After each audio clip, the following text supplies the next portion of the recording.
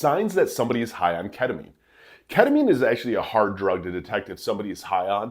They are going to be drunk, but not drunk because they're not going to smell like alcohol, if that makes sense. But when somebody is on ketamine, one of the signs that they are high on it is they do act a lot almost like they are drunk. If you're new to the channel, hit the like and subscribe button. So I've used ketamine before. Personally, it's been cut into a lot of different drugs. It comes in a powder form. That's how I've used it. I've snorted it before. When it comes to ketamine, though, you are very disassociated. Things aren't real. Perception and everything isn't real. And so when this person's talking, they're not going to make a lot of sense. That's one big thing. They're going to appear drunk. Their balance is off. They're not able to just not sway. They're going to constantly be kind of swaying. Another sign that somebody is high on ketamine is that their focus isn't going to be there. The memory isn't going to be there. They are going to zone out mid-conversation and all of a sudden kind of snap back to it, but not knowing, wait, what was going on? And the reason is you do get very visually distracted and nothing seems real when you're high. And so when you're high on ketamine, nothing does seem real. So you're not paying really attention to much of anything at all. They are going to come off a little bit exhausted and they will talk about almost anything and everything. It seems like their guard on everything is down. There is a therapeutic side to ketamine, and that is part of it, is that somebody high on ketamine, when you are doing it under a therapist, you can work through a lot of anxiety and some depression. But when it comes to ketamine, their breathing is going to be slowed down. Their ability to stand up and move, there's not going to be an appetite there. And you're going to just notice that they're not in it. It is like, it's like a benzo almost, it's high of just zoned out.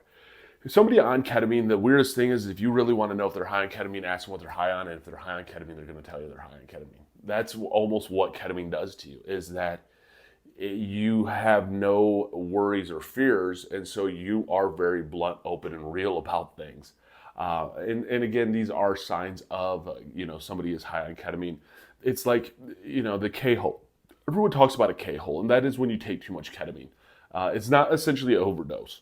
But what it does, though, is it puts you in this catatonic state where, imagine just sitting there, that you are there, but you're not there. You can't talk, you can't speak, but you're aware of everything.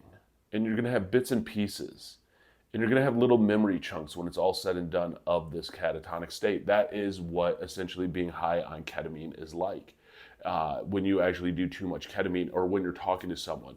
I will say this, you can tell that somebody's higher on ketamine than benzos because they are a little bit more active and alert than they are when you're super high and taking way too much benzos. You're not smelling like alcohol.